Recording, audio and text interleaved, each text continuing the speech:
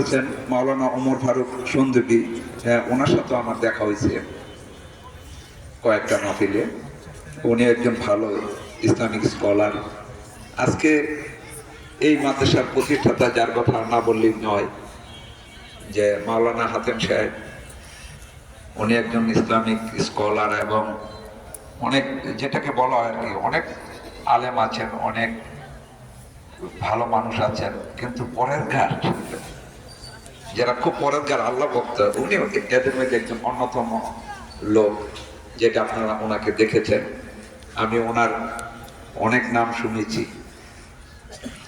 উনি একজন ভালো পরেরকার আল্লাহর নেক বান্দা ছিলেন। আমি ওনার রুহের মাগফিরাত কামনা করছি। উপস্থিত আছেন আরো ওলামা কেরামগণ এবং এলাকার মুরব্বী, সমবয়স্ক ও ছোট ভাইরা, আসসালামু আলাইকুম।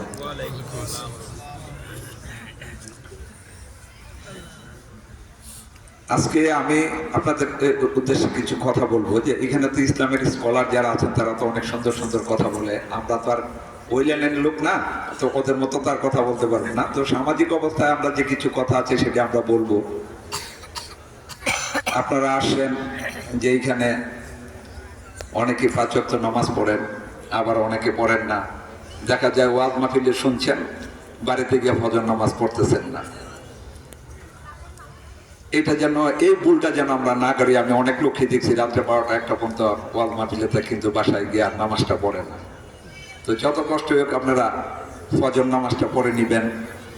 যেই পরিবারে আমার দেখা, এটা আমরা এটা স্টাডি করি, যেই পরিবারে সবাই নামাজ পড়ে ওই পরিবারে দেখবেন অভাব অনটন কম থাকবে, চাহিদা কম থাকবে।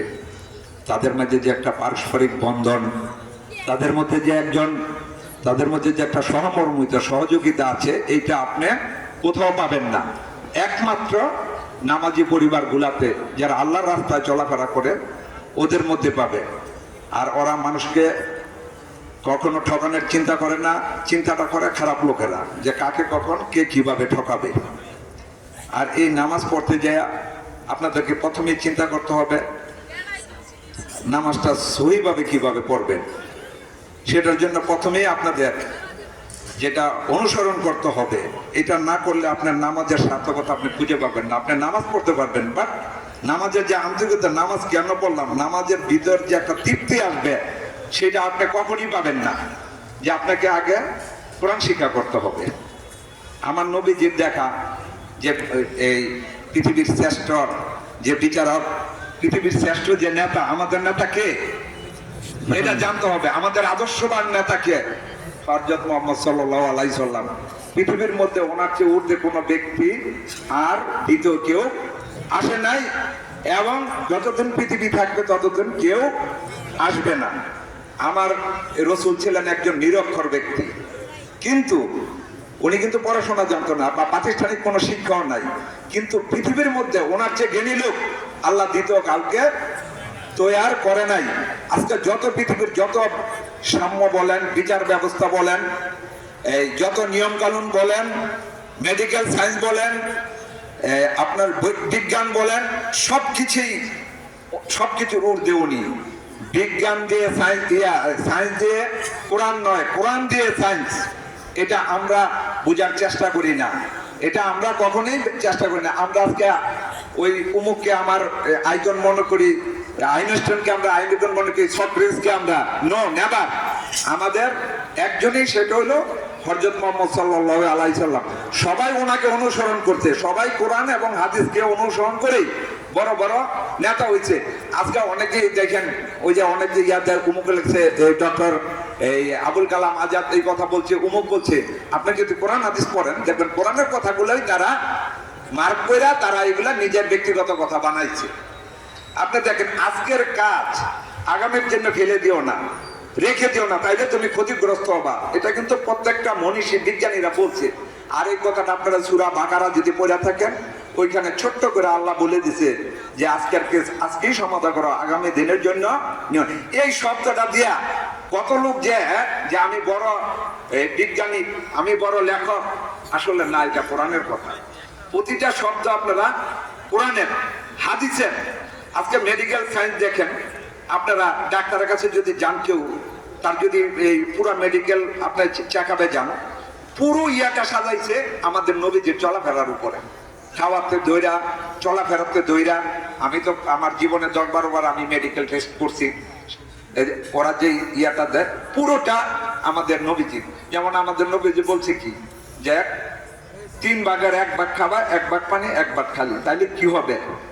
এটার ভিতরে একটা অনেক রহস্য আছে, যে আপনার শরীরে শক্তি পাবেন, খাবার হজম হবে দ্রুত, আপনার শরীরে শক্তি হবে এবং গ্যাস ফর্ম হবে না, পেট থেকে গ্যাস উৎপন্ন হবে না। আর এটা কিন্তু এখন মেডিকেল সায়েন্স এটাকে অ্যাপ্রুভ করছে। প্রতিটা জায়গায় প্রত্যেকটা জিনিস, মেডিকেল সায়েন্সের প্রতিটা জিনিস সবকিছুই আমাদের কোরআন। এবং এখন যদি আপনারা কোরআন হাদিস পড়ে থাকেন, এক পাশে মেডিকেল সায়েন্স নেন, এক পাশে বিজ্ঞান নেন, এই যে বিজ্ঞানের উন্নতি সবকিছুই কোরআনে আছে। উড়োজাহাজ আসছে কত বছর হয়েছে, আর এর তো 15.5 বছর আগে কোরআনে পরিষ্কার আল্লাহ বলে দিছে। তো এই 15.5 বছর আগে যখন কোরআন নাজিল হয়, তখন কিন্তু এগুলা কোরআনে আসছে। প্রত্যেকটা শব্দ, আমাদের তো রিচার্জ করার লোক কম বাংলাদেশে, পশ্চিমারা যারা এই যে উন্নত হয়েছে, সব কোরআনকে রিচার্জ করা হয়েছে প্রত্যেকটা। আজকে দেখেন, আপনারা আশ্চর্য হবেন, 2টা জিনিস আমি বলি। সেটা হলো যে আপনি দেখেন, আজকে যে সূর্য কিয়ামতের আগে কিন্তু সূর্য পশ্চিম দিকে উদিত হবে। অলরেডি বিজ্ঞান এটা প্রমাণ করছে যে সূর্য অলরেডি হেলে গেছে, পশ্চিমের দিকে ধাবিত হচ্ছে। এটা কিন্তু এই মাত্র 3-4 দিন আগে বিজ্ঞান এটাকে প্রুভ করছে। আর আপনার মানুষ মারা গেলে বিজ্ঞান দেখেন কত চমৎকার জিনিস বার করছে, যে আমরা কেউ বিশ্বাস করি যে মারা গেলে জীবিত হবে। আমরা নামাজ পড়ি কিন্তু অনেকে বিশ্বাস করি না। কিন্তু 30,000 একজন আমেরিকার একজন চিকিৎসক বৈজ্ঞানিক, উনি 30 বছর গবেষণা করছে 30,000 লোকের উপরে। গবেষণায় যেটা আসছে, আপনারা আশ্চর্য হয়ে যাবেন। যারা ওই যে কোমায় থাকে না, যারা ওই যে আমাদের যে বলা যায় আইসিইউ, দেখবেন 1 মাস, 2 মাস, 3 মাস, 5 মাসও অনেকে আইসিইউতে থাকে। তো এইরকম রোগীর উপরে তারা রিচার্জ করছে। রিচার্জ করে বললো, অনেকেই দেখছে যারা ফেরত আসছে, যে ওই দুনিয়াটা কেমন হবে, কি হবে, সমস্ত কিছুর তথ্য নিছে। নিয়ে তারা বললো যে আবার মানুষকে আল্লাহ জীবিত করবে।